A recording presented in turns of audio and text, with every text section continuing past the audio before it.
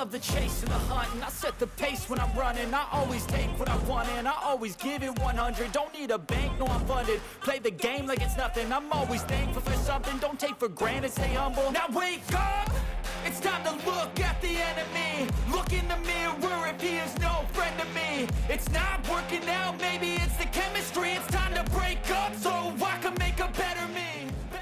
Olá e sejam bem-vindos a mais um episódio do canal Dividendos. Hoje quero mostrar-vos duas plataformas onde podem seguir os movimentos dos maiores gurus financeiros deste planeta. Vamos olhar para os portfólios de muitos deles, como Warren Buffett, o Bill Ackman, entre muitos outros, e perceber o que andam a comprar e a vender. Estas são, na minha opinião, duas das melhores plataformas para retirar as ideias de investimento de ações no S&P 500. Faço desde já um disclaimer de que não vamos usar estas plataformas para copiar ninguém. As duas páginas que vamos ver mostram-nos os movimentos no mercado de grandes investidores e dão-nos assim uma ideia da estratégia ou visão dos mesmos. E começamos pela DataRoma. A DataRoma é uma plataforma que segue os portfólios de 80 gurus do investimento. Podemos ver na página principal nomes conhecidos como o Bill Ackman e o seu fundo Pershing Square Capital Management, o Warren Buffett, o Carl Icahn, o Michael Burry, Howard Marks, Seth Klarman ou o Mohnish Pabrai. À frente de cada um deles temos a última data de atualização do portfólio e sobre o lado direito da página um ranking com as 10 ações mais representadas, as percentagens que cada uma ocupa no portfólio, os rankings de compras dos últimos trimestres e ainda uma secção dedicada aos movimentos de insiders das empresas. Entrando no separador Super Investidores, podemos ver os 80 fundos de gestão, o capital que cada um gera e as 10 maiores posições de cada um.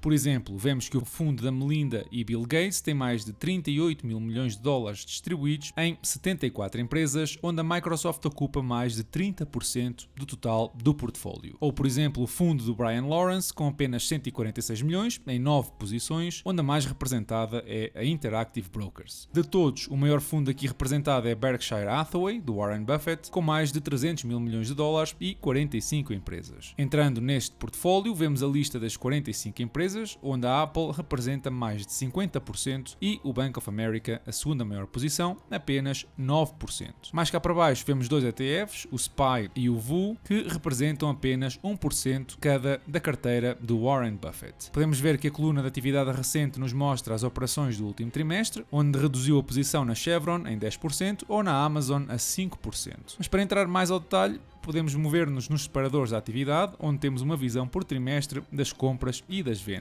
Reparem como no terceiro trimestre de 2023 fechou completamente as posições na Activision, Johnson & Johnson ou na Procter & Gamble. Outra das funcionalidades que a DataRoma nos dá é poder entrar a uma ação específica, por exemplo a Amazon, e ver não só quantos dos 80 fundos a têm no portfólio, bem como as compras e vendas que vão fazendo da mesma. O Josh Tarasoff gera um portfólio onde um quarto do mesmo está alocado à Amazon e é curioso que não existe aqui uma direção clara de compras ou vendas nos fundos. Uns vendem e outros compram, dado que têm perspectivas diferentes sobre o futuro da empresa ou querem simplesmente balancear ou equilibrar o seu portfólio de forma diferente. Também aqui podemos ir para o separador de atividades e ver então esses movimentos de cada fundo no último trimestre. O que sim mostra uma direção clara são os insiders que nos últimos 6 meses não fizeram outra coisa que não vender. Voltando aos fundos e entrando no de Bill Ackman, tem apenas 8 ações, que realmente são 7 empresas, visto que tem as duas classes de ações da Alphabet, a empresa dona do Google e do YouTube. No último trimestre comprou mais 2 milhões de ações da mesma, duplicando a posição que tinha começado a criar no início deste ano. Olhando para outro portfólio, por exemplo, do Seth Klarman, com mais de 5 mil milhões de dólares, reparem que muito provavelmente apenas conhecem 5 ações das 31 que este tem em carteira, e se vimos o Bill Ackman carregar pesado na Alphabet, o Seth Klarman no último trimestre reduziu a posição em 7%,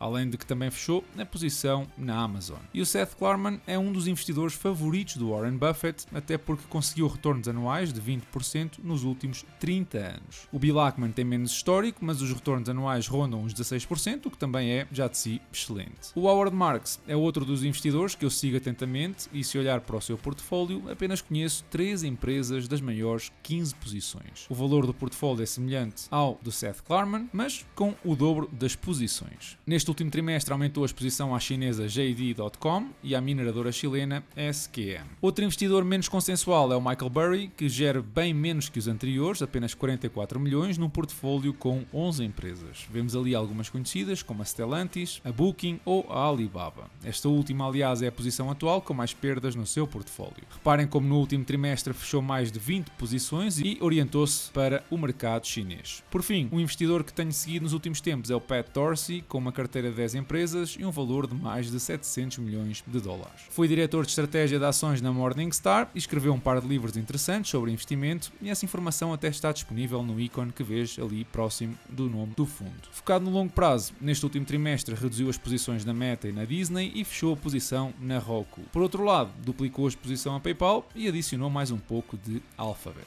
Antes de passar à próxima plataforma, a DataRoma mostra-nos as 500 ações do S&P 500, organizadas pela presença de cada uma nestes 80 fundos de investimento. A Alphabet é a mais comum, com 34 fundos, seguida da Microsoft e da Meta. Estranho que empresas como Netflix e Nvidia estão bem abaixo na lista, com apenas 3 e 7 fundos respectivamente. Ou então, até nem é nada estranho e reflete bem o hype à volta destas empresas. No final do quadro, a branco, temos empresas que nenhum dos fundos tem em carteira. Empresas como a Hasbro, a IBM, a Realty Income, a Ulta ou até a Ford. É possível reorganizar a tabela para mostrar as empresas mais compradas por estes investidores nos últimos 6 meses e nesse critério a Amazon toma clara liderança. Ou então orientar pelas vendas mais frequentes no mesmo período e o resultado pode parecer curioso. Então não é que o top 5 de compras e vendas é praticamente o mesmo? Isto significa o tal rebalancear do portfólio, onde fecham alguns ganhos e alocam capital noutras oportunidades. Em vez do quadro, podemos passar ao separador do Grand Portfolio e aqui temos um pouco mais de informação com os mesmos critérios. Ou podemos inclusivamente ver por setores, o tal rebalancear dos portfólios, onde nos últimos 6 meses também se nota que estão a desfazer-se de tecnologia e a comprar ações de matérias-primas, industriais e de consumo. Isto apesar de, obviamente, o setor tecnológico ainda representar uma posição considerável em média de todos os portfólios. O último separador já tinha mostrado por breves instantes e é o separador dos insiders, onde podes consultar informação sobre as compras ou vendas que os quadros diretivos fazem sobre as próprias empresas onde trabalham. Podemos, por exemplo, procurar pela Apple nos últimos 6 meses e obtemos então o resultado de tudo vendas, o CEO Tim Cook, vice-presidentes e muitos outros diretores. Bom, mas está então na altura de passar à segunda plataforma. Esta segunda plataforma tem algumas das funcionalidades que vimos, mas adiciona outras vertentes como a rentabilidade de cada investidor, o que nos pode ajudar a comparar o registro histórico de cada um. E esta plataforma é o Stock Circle. Aqui podemos procurar pelos mesmos investidores que vimos e ter uma ideia da performance deles ao longo do tempo. Por exemplo, o Michael Burry apresentou ganhos de 166% nos últimos 10 anos e dentro do portfólio podemos ver as métricas associadas às empresas que o compõem, bem como a evolução do património ao longo do tempo. É possível ver ainda opções, neste caso 2 puts, um na Booking e outro num ETF de semicondutores. Entrando a detalhe no portfólio, podemos ver as posições da Stellantis, JD e Alibaba, que já tínhamos visto, bem como o ganho de cada uma, igual que no DataRoma. Algo que a Stock Circle tem diferente da DataRoma é que podemos ver as melhores e piores trades destes investidores, apesar de algumas já serem de há uns largos anos esta data. Selecionando outro investidor, e vou filtrar aqui pelos que tiveram o melhor resultado no ano passado, podemos entrar no portfólio, por exemplo, do Stanley Druckenmiller, com ganhos interessantes na Nvidia e na Eli Lilly, mas perdas significativas na Coupang. Se olharmos para a performance nos últimos 10 anos, vemos um valor de 240%, bem acima do Michael Burry, mas o mais interessante desta plataforma é que nos dá uma imagem muito útil dos movimentos de uma ação específica. Por exemplo, entrando na Eli Lilly, uma farmacêutica muito conhecida, podemos procurar pelo Stanley Druckenmiller e ver quando fez as compras e vendas da mesma, bem como a exposição atual de 270 milhões de dólares. É fácil perceber que foi um investimento lucrativo quando comprou numa fase lateral e vendeu na ascensão até aos 600 dólares. Mas não pensem que são todos peritos no timing de compra e venda. Olhem para o exemplo do Ken Fisher com a Meta. Comprou imensas ações acima dos 300 dólares, mais de quase 7 milhões de ações e depois vendeu 7 milhões de ações em mínimos entre 100 e 200 dólares. Absolutamente horrível. Mas não é o único. Reparem neste outro timing sofrível. Olhem para o Terry Smith e a Alphabet. Este senhor comprou 8 milhões de ações mesmo no pico. Ou então para o Warren Buffett, que entre 2018 e 2020 comprou a Delta Airlines na casa dos 50 dólares para depois vender na pandemia a metade do preço. E mesmo com esse erro, não invalida que nos últimos 10 anos tenha conseguido uma valorização de 180%. Eu gosto especialmente desta página porque nos dá uma ideia mais visual do timing timing a que estes grandes investidores entram e saem das posições, ao mesmo tempo que temos acesso à performance de cada um ao longo do tempo. E se viste o episódio 145, um dos mandamentos que mencionei foi não copiar os gurus, e é importante que entendas que o que eu estou a mostrar aqui são potenciais ideias de investimento, empresas que não conheces e que podem ser bons candidatos para uma análise e uma avaliação da tua parte. Não deves simplesmente comprar ou vender porque alguém comprou ou vendeu também. Mas eu gostava de saber a tua opinião sobre estas duas plataformas, assim que partilha um comentário quando tiveres oportunidade. Esta semana foi novamente uma semana positiva para a maioria dos índices mundiais, com a Península Ibérica a mostrar uma fraqueza preocupante acompanhada pela Rússia. Ficámos também a conhecer as decisões dos bancos centrais em manter as taxas de juros inalteradas, e se por cá o BCE mostrou uma posição mais firme, salientando que nem sequer estão a discutir baixar as taxas de juro, no outro lado do Atlântico, as projeções e os discursos dos membros da Fed mostrou que se aproximam 3 cortes na primeira metade de 2024. Isto obviamente foi a justificação que o S&P 500 precisava para disparar, estando agora muito próximo dos máximos de 2022. Numa altura em que se começa a discutir a entrada da Ucrânia para a União Europeia, algo que porventura terá o condão de ou eliminar totalmente o conflito na região ou escalar ainda mais o mesmo. A Hungria fez birra e adivinhem lá como é que funcionam as coisas ao mais alto nível europeu. A União Europeia desbloqueou o acordo com mais de 10,2 mil milhões de euros que vão ser entregues à Hungria, um país que até há bem pouco tempo disse que era um orgulho cooperar com a Rússia. Enfim, o dinheiro fala sempre mais alto. E por falar mais alto, esta semana saiu um relatório onde se indica que a taxa de risco de pobreza em Portugal é de 42%,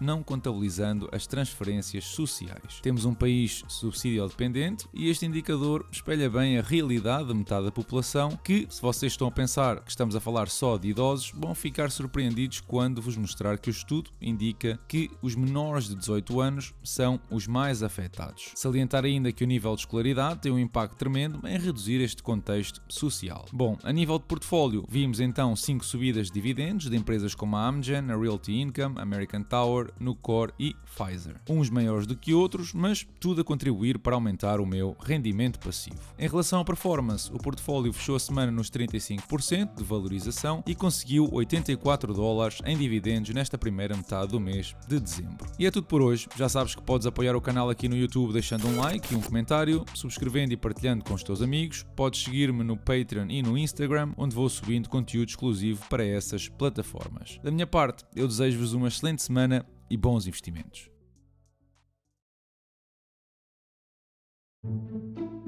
Nós temos que domar o mercado de capitais. Domar o mercado de capitais é falar com o televisor e eu sentir o que é que vai acontecer. Sim senhor, vamos lá então para o fecho. Vai adiante, Miguel. E sai de cima, sai de cima. Já saí, Portela.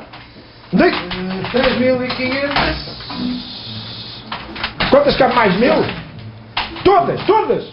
Já não tenho. 1.000! Já Você não disse. Era que havia todas. Mas cabia, já não tinha tempo. Boa! Só mais, boa! Quem sabe?